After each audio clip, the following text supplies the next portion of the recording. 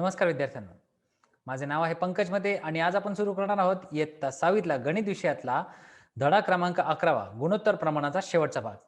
यामध्ये आपण सोडवणार आहोत उरलेला सराव संच. तर चला सुरू करूया या प्रश्नाचा. सराव संच 29.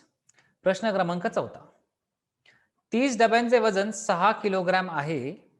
तर 1080 डब्यांचे वजन किती किलोग्रॅम होईल? लक्षात घ्या. आपण मागच्या भागातच आपण म्हटले, की जी आपल्याला संख्या दिली असेल त्यापेक्षा विचारलेली संख्या ही कदाचित त्याच्यापेक्षा मोठी असू शकते किंवा छोटी असू शकते. तर लक्षात घ्या. आपल्याला एकमान पद्धतच वापरायची आहे. म्हणजेच काय? एका डब्याचे पहिले वजन काढून घेऊ आणि मग त्याला 1080 ने गुणाकार करू. तर पहा, प्रथम एका डब्याचे वजन काढू तर 30 डब्यांचे वजन 6 किलोग्रॅम आहे. ही आहे आपली उकल. तर एका डब्याचे वजन काढताना काय करावं लागेल? 6/30 करावं लागेल. जर 6/30 म्हणजे 6 किलोग्राम भागिले 30 केले तर आपल्याला एका डब्याचे वजन काढायचं आहे तर आपल्याला काय करावं लागेल? 6 किलोग्राम भागिले 30 करावं लागेल. तर 6 किलोग्राम भागिले 30 केले तर उत्तर किती आले? 1/30 किलोग्राम इतके. तर आपलं उत्तर किती आले? 1/5 किलोग्राम इतके. आता हे 1/5 किलोग्राम 1080 बरोबर गुणूया. म्हणजे ह्या सगळ्या डब्यांची आपल्याला वजन मिळेल. कारण एका डब्याचे आपल्याला वजन भेटले 1/5. तर असे 1080 डबे जर घेतले तर काय करावं लागेल? या एकाला 1080 ने गुणले तर ह्या 1/5 ला सुद्धा 1080 ने गुणावंच लागेल. मग 1080 डब्यांचे वजन किती झाले? 1080 गुणिले 1/5. आता 5 ने जर याला भागले तर उत्तर किती आले? 216 किलोग्राम इतके. म्हणजेच आपण उत्तर आले 1080 डब्यांचे वजन आपल्याला किती मिळाले? 2016. हा 5वा प्रश्न काय दिलाय? समान वेगाने एक कार 165 किलोमीटर अंतर 3 तासात कापते. म्हणजे एक कार समान वेगाने चालू आहे. ती 165 किलोमीटर अंतर 3 तासात कापते. तर त्याच वेगाने आपला पहिला प्रश्न आहे 330 किलोमीटर अंतर कापण्यासाठी कारला किती तास लागतील? आणि 8 तासात कार किती अंतर कापेल? तर लक्षात घ्या. 330 किलोमीटर जाण्यासाठी आपल्याला किती तास लागतील किंवा 8 तास कापण्यासाठी 8 तास कार जर चालेल तर किती अंतर कापेल? हे 2 प्रश्नांची उत्तर आपल्याला शोधायची. तर 330 साठी काय करू? पहिले 1 तासात आपण 1 किलोमीटर किती तासात कापते ते पाहू. उकल. वेग म्हणजे काय? अंतर छेद वेळ. म्हणजेच एक एकक वेळात कापलेले अंतर आपल्याला मिळते. तर कारने 3 तासात 165 किलोमीटर इतके अंतर कापले. मग एका तासात किती कापले? तर 165 किलोमीटर छेदात 3 केले तर आपल्याला किती मिळाले? 55 किलोमीटर इतके अंतर एका तासामध्ये या कारने कापले. मग कारचा ताशी वेग किती झाला? 55 किलोमीटर इतका. मग आपला पहिला प्रश्न काय होता? आपल्याला 330 किलोमीटर अंतर कापण्यासाठी किती तास लागेल ते काढायचे. तर मग आपण काय केले? 330 किलोमीटरला 55 ने भागले. तर आपल्याला किती उत्तर आले? 6 तास. तर पहा, कारला 55 किलोमीटर अंतर जाण्यासाठी जर 1 तास लागतो आहे, तर तिला 330 किलोमीटर जाण्यासाठी किती तास लागेल? तर 330 भागिले 55 उत्तर आले 6 तास इतके.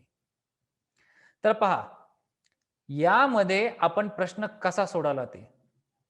आपल्याला एका तासाकरता किती किलोमीटर लागतील ते काढले आणि मग त्या किलोमीटरने त्या दिलेल्या अंतराला भागले. ते आपल्याला मिळाले पुन्हा तास. आता वळूया ब प्रश्नाकडे. कार 1 तासात 55 किलोमीटर इतके अंतर कापते, तर 8 तासात किती कापते? तर एका तासात जर 55 किलोमीटर असेल, तर 8 तास म्हणजे काय? 1 गुणिले 8 केले म्हणजे 55 गुणिले 8 करावे लागतील. तर 440 किलोमीटर इतके अंतर ती कापते. मग यांचे उत्तर कसे लिहिले? अ प्रश्नाचे उत्तर लिहिले. 330 किलोमीटर अंतर कापण्यासाठी कारला 6 तास लागतील. तर 8 तासात कार ब प्रश्नाचे उत्तर मिळाले 440 किलोमीटर अंतर इतके. आता वळूया पुढच्या प्रश्नाकडे.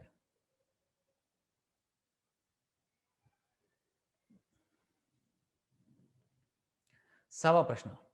3 एकर शेतीची मशागत करण्याकरता ट्रॅक्टरला 12 लिटर डिझेल लागते. पहा, आपल्याला इथे काय दिले? 3 एकर शेतीची मशागत करायची आहे, तर आपल्या ट्रॅक्टरला किती डिझेल लागले? 12 लिटर. तर 19 एकर शेतीसाठी किती लिटर 19 एकर शेतीची मशागत करण्यासाठी किती लिटर डिझेल लागेल हे काढायचं. मग पहिले आपण काढू एका एकरसाठी किती लिटर लागेल ते काढू. मग गुणिले दोन्ही बाजूला जर 19 केले तर आपल्याला कळेल की किती लिटर आपल्याला 19 एकरसाठी लागेल ते. तर पाहू याची उकल. 3 एकर शेतीची मशागत करण्यासाठी 12 लिटर डिझेल लागते, तर एका एकर शेतीची मशागत करण्यासाठी किती लागेल? तर 12/3, तर उत्तर आले किती? 4 लिटर इतके. मग 4 लिटर जर आपल्याला डिझेल जर लागते, तर 19 एकरसाठी काय करावं लागेल? इकडे जर 19 ने गुणाकार केला, तर ह्या उत्तराला 19 ने गुणाकार करावा लागेल. तर 19 एकर शेतीची मशागत करण्यासाठी 19 गुणिले 4 बरोबर 76 लिटर इतके डिझेल लागेल. तर आपण उत्तर लिहिले 19 एकर शेतीच्या मशागतीसाठी 76 लिटर डिझेल इतके लागते. आता 7वा प्रश्न पहा. एका साखर कारखान्यामध्ये 48 टन ऊसापासून 5376 किलोग्राम इतकी साखर मिळते. पहा, लक्षात घ्या. एका साखर कारखान्यामध्ये 48 टन ऊसापासून 5376 किलोग्राम इतकी साखर मिळते. आता पुढे काय दिले? सविताताईंच्या शेतात तयार झालेला ऊस हा 50 टन आहे. तर यापासून किती साखर तयार होईल? तर आपण काय करायचंय? 48 टनात जर 5376 इतकी साखर मिळते, तर 50 टनात किती मिळेल? तर पहिले एका टनासाठी किती साखर मिळेल ती काढू. मग दोन्ही बाजूला 50 ने गुणूया.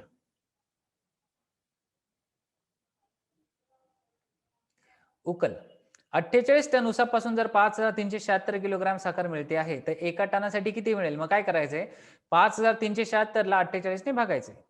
मग किती उत्तर आले? 112 किलोग्राम इतकी साखर मिळते. मग 112 किलोग्राम जर एका टनापासून मिळत असेल, तर 50 टनासाठी काय करावं लागेल? दोन्ही बाजूला म्हणजे 1 ला सुद्धा 50 ने गुणावं लागेल, 112 ला सुद्धा 50 ने गुणावं लागेल. तर 50 टनापासून उत्तर तर 50 टन ऊसापासून आपल्याला किती साखर मिळेल? तर 50 गुणिले 112 किलोग्राम म्हणजे किती झाले? 5600 किलोग्राम इतकी साखर मिळेल. तर उत्तर लिहिले आपण 56. 5600 किलोग्राम इतकी साखर आपल्याला मिळू शकते. कशापासून? 50 टन ऊसापासून. 8वा प्रश्न. एका आमराईत 8 रांगांत 128 झाडे लावली आहेत. प्रत्येक रांगेतील झाडांची संख्या समान असल्यास अशा 13 रांगांत किती झाडे बसतील असे लिहायचे. 8 रांगात 148. आपल्याला 8 रांगांमध्ये 128 झाडे दिली आहेत आणि हर एक रांगेमध्ये आपल्याला समान झाडे लावली आहेत. तर आपल्याला 13 रांगांमध्ये किती झाडे लागतील हे काढायचे आहे. तर त्यासाठी काय करावं लागेल? एका रांगेत किती झाडे ती पाहू. मग काय करायचंय? 8 रांगांमध्ये 128 झाडे आहेत. तर एका रांगेत काढण्यासाठी काय करावं लागेल? 128/8 म्हणजे उत्तर आले 16 झाडे. म्हणजे एका रांगेत जर 16 झाडे आहेत, तर 13 रांगांमध्ये काढण्यासाठी काय करावं लागेल? 1 ला सुद्धा 13 ने गुणावं लागेल, तसेच 16 ला सुद्धा 13 ने गुणावं लागेल. म्हणजे 1 गुणिले 13 आले 13 रांगात, तर 16 गुणिले 13 आले 208 झाडे. म्हणजे एकूण 13 रांगांमध्ये आपल्याला किती झाडे झाली? 208 झाडे असतील.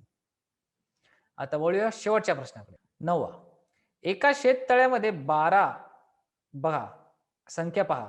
1,20,000 लिटर पाणी साठते. ते शेततळे तयार करण्यासाठी 18,000 रुपये खर्च येतो. 4,80,000 लिटर पाणी साठवणारी अशी किती शेततळी तयार होतील व त्यासाठी किती रुपये खर्च येईल? पहा, लक्षात घ्या. प्रश्नात काय दिले? एका शेततळ्यामध्ये 1,20,000 लिटर पाणी साठते. तर आपल्याला विचारलेत, तर 4,80,000 लिटर पाणी साठण्यासाठी असे किती शेततळी बनावे लागतील? त्यानंतर एका शेततळ्यासाठी आपल्याला 18,000 रुपये लागले, तर मग इतकी शेततळी बनवण्यासाठी किती रुपये खर्च येईल ते काढायचं आहे. म्हणजे ह्या पहिल्या भागासाठी हा पहिला प्रश्न आहे आणि ह्या दुसऱ्या भागासाठी हा खर्चाचा दुसरा प्रश्न आहे.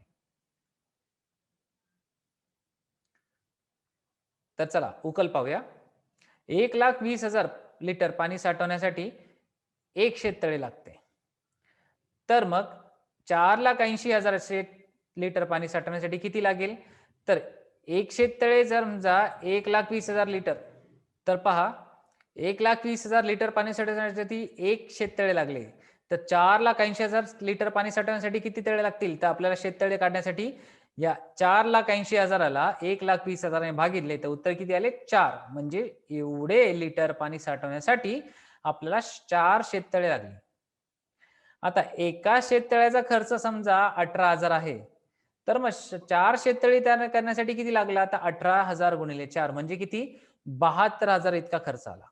मग आपण लिहिले 4,80,000 लिटर पाणी साठवण्यासाठी आपल्याला 4 शेततळी तयार होतील आणि ह्या 4 शेततळी तयार करण्यासाठी आपल्याला खर्च येईल 72,000 रुपये इतका. तर आज आपण काय शिकलो? आज आपण शिकलो, पहा, एकमान पद्धतीचा वापर वेगवेगळ्या उदाहरणांमध्ये कसा करायचा तो. तर चला आज आपण इथेच थांबूया. पुढच्या व्हिडिओमध्ये आपण नवीन धडा सुरू करूया. तोपर्यंत धन्यवाद.